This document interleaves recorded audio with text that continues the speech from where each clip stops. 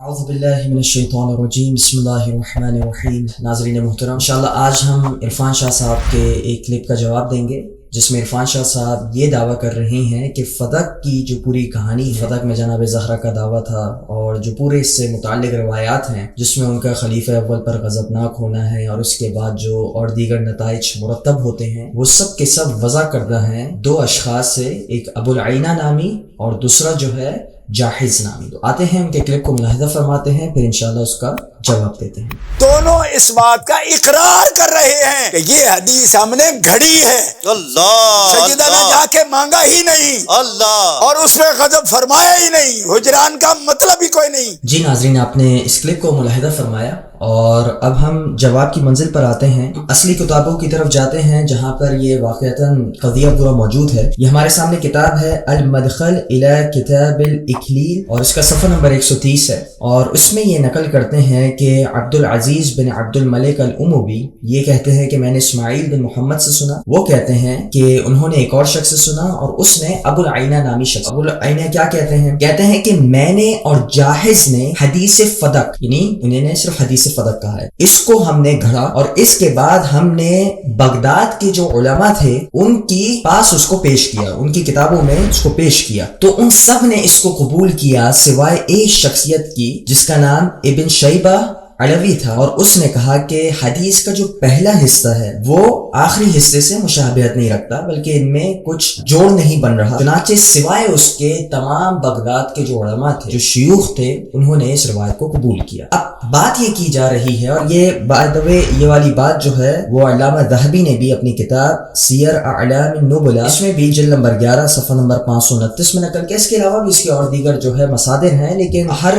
روایت جو ہے وہ یہی انہی روایات پر آ کر منتہی ہو رہی ہے۔ چنانچہ آپ یہ دیکھیں گے کہ مولانا عرفان شاہ صاحب کا دعویٰ یہ ہے کہ چونکہ ابو العینہ اس بات کو خود کہہ رہا ہے کہ اس نے اس کو گھڑا ہے، تو یہ فدق کی جو پوری کہانی ہے یہ سب کی سب جھوٹی ہے۔ سب سے پہلے ہم یہ جواب دیتے ہیں کہ اس روایت کو کرنے والے جو کہانی بتائی جا رہی ہے، اس کہانی کو بتانے والا ایک راوی ہے عبد العزیز بن عبد الملک الاموی۔ اس راوی کی کوئی صریح توثیق ہمیں ابھی تک دستیاب نہیں ہو سکی، ممکن ہے کہ مزید تحقیق کے بعد کوئی محقق ہمیں بتا سکے۔ یہ تاریخ علماء اندلس ہمارے سامنے موجود ہے، صفحہ نمبر 472 ہے، اور اس میں راوی رقم نمبر 832 میں ان کا تذکرہ کیا جا رہا ہے، لیکن ان کی کوئی توثیق نقل نہیں کی۔ تو اب ان کا کیا مبلغ علم تھا، یہ کیا واقعتاً ثقہ تھے، کیا واقعتاً یہ قابل اعتماد تھے، اس قسم کی کوئی بات جو ہے وہ نہیں کی جا سکتی۔ چنانچہ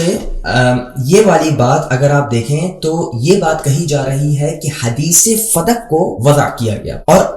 فدق کا جو دعویٰ ہے جو کیا گیا ہے جناب زہرا سلام اللہ علیہ کی طرف سے، جن روات کے ذریعے ہمارے پاس پہنچا ہے، اس میں ابو عینہ اور جاحظ ان دونوں کا تذکرہ ہمیں دور دور تک کہیں نہیں ملتا۔ اگر ہماری بات پر آپ کو یقین نہ ہو تو آپ صحیح بخاری اٹھائیے، حدیث کا رقم ہے 3092 اور 3093 اور مسلم 1759۔ دونوں میں آپ دیکھیں کہ بخاری کہتے ہیں عبد العزیز بن عبداللہ وہ ابراہیم بن سعد سے، وہ صالح سے، وہ ابن شہاب سے، وہ عروہ بن زبیر سے، وہ عائشہ سے نقل کرتے ہیں، اور اس میں وہی بات ہے فغضبت فاطمۃ فہجرت ابا بکر فلم تزل مہاجرتہ حتی توفیت۔ تو یہاں پر بھی آپ واضح طور پہ دیکھ سکتے ہیں کہ کہیں بھی آپ کو ابو العینہ یا جاحظ نظر نہیں آئیں گے۔ اسی طریقے سے صحیح مسلم میں دیکھیں کہ محمد بن رافع وہ حجین سے، وہ لیث سے، وہ عقیل سے، وہ ابن شہاب سے، وہ عروہ بن زبیر سے، وہ عائشہ سے، وہ جناب زہرا کا پورا قضیہ نقل کرتے ہیں، اور وہ نقل کرتی ہیں اور وہ کہتی ہیں کہ جب جناب زہرا اپنا دعویٰ لے کر گئیں فابا ابو بکر ان يدفع الى فاطمة شيئا، تو ابو بکر نے کسی بھی چیز کو دینے سے انکار کر دیا، فوجدت فاطمة على ابی بکر، اور پھر پوری روایت چلتی ہے جس طریقے سے جناب زہرا غضبناک ہوتی ہیں۔ اس کے علاوہ جو ایک اور جواب دیا جا سکتا ہے، یہ بات ہو گئی کہ پہلی بات ہے کہ خود اس کہانی کا راوی وہ مشکوک ہے، دوسری بات یہ ہے کہ اس کے علاوہ بھی یہ بات منقول ہے، تیسری بات یہ ہے کہ اس حدیث فدق سے مراد کیا ہے۔ جب علامہ ابن حجر العسقلانی لسان المیزان جلد نمبر 4 صفحہ نمبر 356 میں اس کہانی کو نقل کرتے ہیں تو کہتے ہیں قلت ما علمت ما اراد بحدیث فدق، کہ مجھے نہیں معلوم کہ حدیث فدق سے کیا چیز مراد، یعنی ممکن ہے کہ اس سے مراد جو ہے یہ بات بھی ہو سکتی ہے کہ جناب زہرا کیا شیخین سے راضی ہوئی تھی یا نہیں ہوئی تھی، اس سے اور چیزیں بھی مراد لی جا سکتی ہیں۔ چنانچہ ایک بہت ہی مبہم بات، یعنی میں کہوں کہ حدیث غدیر یہ روایت ثابت نہیں، اچھا حدیث غدیر کا کون سی بات ثابت نہیں؟ کیا آیت ابلاغ کا نزول ثابت نہیں ہے؟ کیا آیت اکمال کا نزول ثابت نہیں ہے غدیر کے وقت؟ کیا نبی کے الفاظ من کنت مولا ثابت نہیں؟ یعنی کیا چیز ثابت نہیں؟ اگر میں مبہم جملہ بولوں اس مبہم جملے سے آپ پورے قضیے کا انکار کرتے ہیں، یہ خود جو ہے بددیانتی ہے۔ عرفان شاہ صاحب اب اس چیز پر غور کریں کہ یہاں پر ایک روایت کی بات کی جا رہی ہے، جبکہ ہمارے پاس جو روایات ہیں فدق کے حوالے سے وہ کثرت سے روایات ہیں۔ تو آپ اس چیز کو کس طریقے سے کہہ سکتے ہیں کہ اس سے مراد جو ہے جناب زہرا کا اپنا حق لینے والی بات مراد ہے؟ یہ بات ہوئی، اور اس کے بعد ہمارے سامنے یہ ایک اور اہم ایک مسودہ ہے، اور یہ ہمارے پاس ابن تیفور، یہ بہت ہی قدیم عالم دین ہے، ان کی کتاب ہے بلاغات النساء، اس کا صفحہ نمبر 16 ہے، اور یہ ابن تیفور ان کی وفات ہوتی ہے 280 ہجری۔ اب آپ ایک عجیب بات ملاحظہ فرمائیے کہ اتنا قدیم عالم دین وہ نقل کرتا ہے، وہ کہتا ہے کہ ایک علوی یعنی ابو الحسین زید بن علی بن حسین بن علی بن ابی طالب، ان سے جناب زہرا کے خطبے کے بارے میں پوچھا گیا جو فتح کے بعد خطبہ دیا گیا، تو کہا کیا کہ بعض لوگ کہتے ہیں کہ یہ ابو العینہ کا کلام ہے۔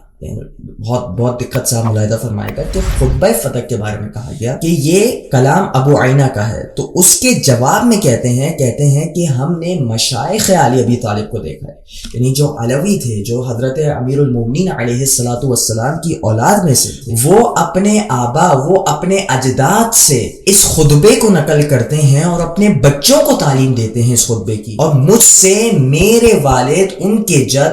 جد یہاں تک کہ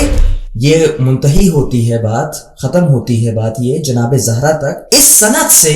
میں نے اس خطبے کو نقل کیا ہے۔ اور آخر میں کہتے ہیں کہ اس کو شیعہ مشائخ بھی نقل کرتے ہیں، اور اس کو اس وقت سے بیان کیا جا رہا ہے جب سے ابو العینہ کے دادا بھی پیدا نہیں ہوئے تھے۔ توجہ کیجئے گا، یعنی ابو العینہ تو بہت بات کی بات ہے، ابو العینہ کے جب دادا بھی نہیں تھے اس سے پہلے سے یہ خطبہ نقل کیا جاتا ہے۔ تو یہ آپ نے پوری کہانی آپ نے اگر ملاحظہ فرمائی ہو، یہ سب کی سب من گھڑت ہے، سب کی سب جھوٹی ہے، اور یہ جو باتیں کی جاتی ہیں یہ فقط اور فقط اپنے خلیفہ کو بچانے کے لیے کی جاتی ہیں، جس کا علم سے کوئی بھی تعلق نہیں۔ انشاءاللہ میں سمجھتا ہوں کہ ان دلائل کے تحت ہمارے جو سامعین ہیں ان کو اندازہ ہو گیا ہوگا کہ عرفان شاہ صاحب کے دلائل کتنے کمزور تھے۔ وصلی اللہ علی محمد وآلہ الطاہرین۔